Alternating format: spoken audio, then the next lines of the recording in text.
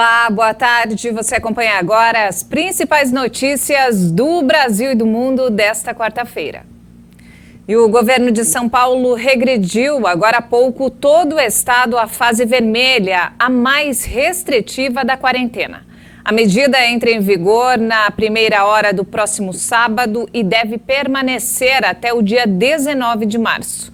A fase vermelha autoriza apenas o funcionamento de setores da saúde, transporte, estabelecimentos como padarias, mercados e farmácias, além de escolas e igrejas que foram incluídas na lista de serviços essenciais.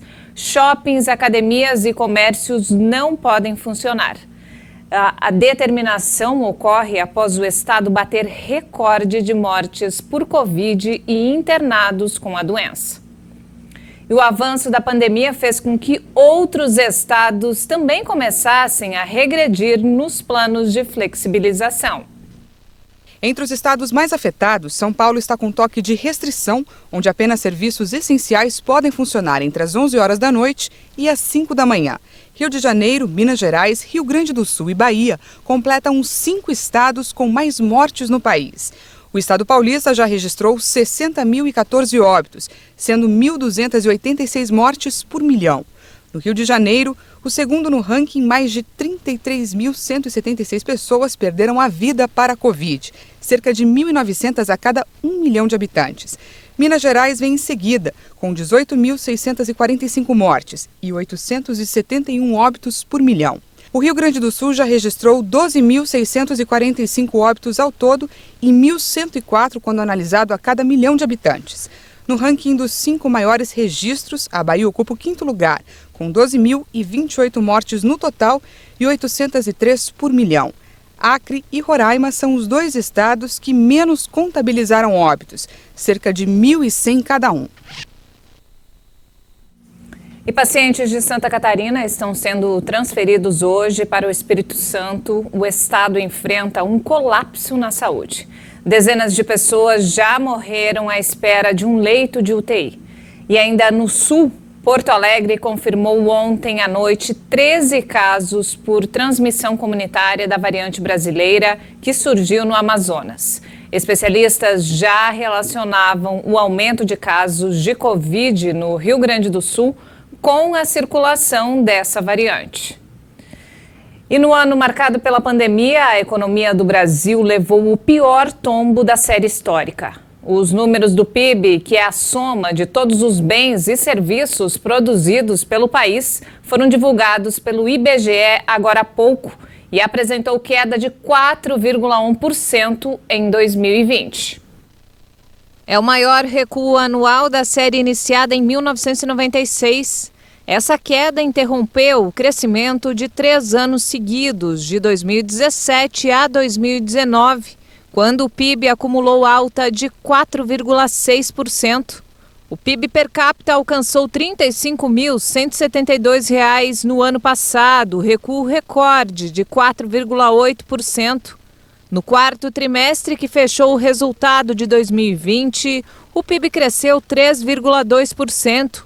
Para o IBGE, o resultado é efeito da pandemia de Covid-19, quando diversas atividades econômicas foram parcial ou totalmente paralisadas para controle da disseminação do vírus. Os serviços recuaram 4,5% e a indústria 3,5%. Os 2 setores somados representam 95% da economia nacional. Já a agropecuária teve alta de 2%. E nos destaques internacionais, um terremoto de 6,3 graus atingiu a região central da Grécia nesta quarta-feira. Assustada com o tremor, a população local correu para as ruas. O fenômeno ocorreu perto da cidade de Larissa, região central do país europeu. Assustada com o tremor, a população local correu para as ruas. De acordo com informações do Observatório Geodinâmico de Atenas, o epicentro foi localizado 21 quilômetros ao sul da localidade de Elassona e a 350 quilômetros de Atenas. As autoridades avaliavam o alcance dos danos provocados pelo terremoto, seguido por pelo menos 3 tremores secundários de 4 graus. O fenômeno danificou muitos prédios, inclusive escolas.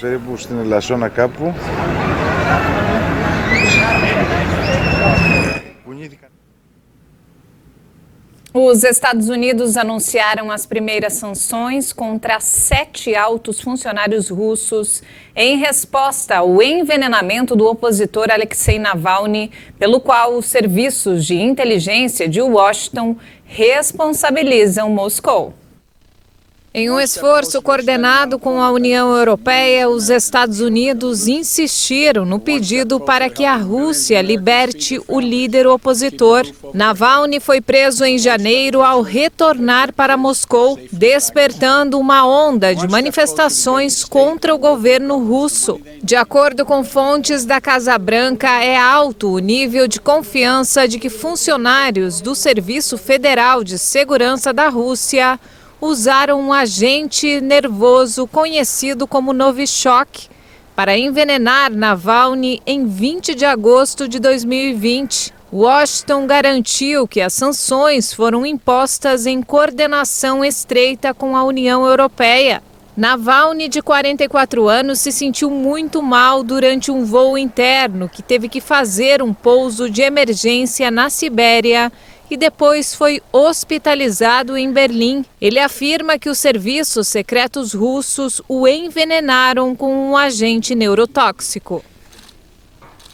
E a menos de um mês do início da temporada 2021 da Fórmula 1 e pelo segundo ano consecutivo, o modelo homenageia a luta contra a discriminação racial.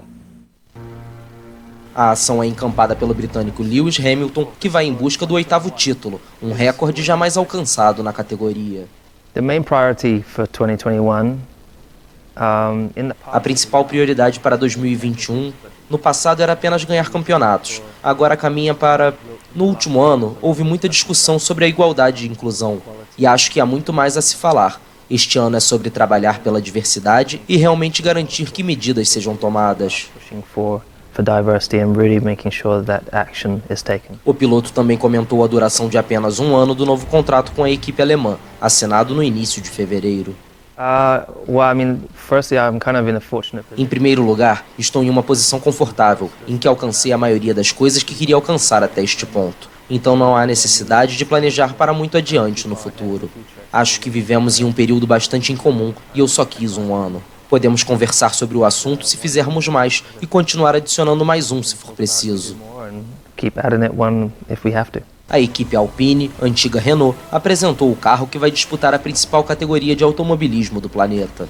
Vão pilotar o modelo francês Esteban Ocon e o espanhol Fernando Alonso, bicampeão mundial de Fórmula 1 pela Renault em 2005 e 2006. O campeonato vai começar no dia 28 de março, quando vai ser realizado o Grande Prêmio do Bahrein. E para encerrar, olha só essa história. Taiwan vai promover em breve um encontro amoroso entre uma rinoceronte branca do sul com um pretendente japonês. A ideia é fazer os animais procriarem para aumentar a diversidade genética da espécie em cativeiro. Emma é uma rinoceronte branca do sul de 5 anos que está sendo preparada em Taiwan para uma viagem romântica ao Japão. Ela vai encontrar Noran, de 10 anos, que foi escolhido no zoológico Tobu. Os dois vão ajudar a melhorar a diversidade genética das espécies em cativeiro em território taiwanês. O Lee Food Safari Park de Taiwan tem o maior número de rinocerontes brancos do sul em todo o continente asiático. O local importou 8 animais da África em 1979 e, com um bem-sucedido sistema de procriação, levou esse número para 23. Os cuidadores de Emma passaram a dar comandos em japonês nos treinos diários para ajudá-la a se adaptar à sua futura moradia. O rinoceronte branco do sul esteve próximo de ser extinto no século passado. mas conseguiu se manter graças a esforços conservacionistas e hoje são quase 19 mil na natureza. O parente próximo, o rinoceronte branco do norte, vive uma situação complicada após a morte do último macho restante no mundo e apenas 2 fêmeas vivas. Outras espécies de rinocerontes, como o de Java e de Sumatra, têm uma população de menos de 100 indivíduos. Os rinocerontes são caçados e abatidos por causa do chifre usado na medicina tradicional chinesa. E essa edição fica por aqui. Outras informações você acompanha durante a nossa programação. Uma ótima tarde para você.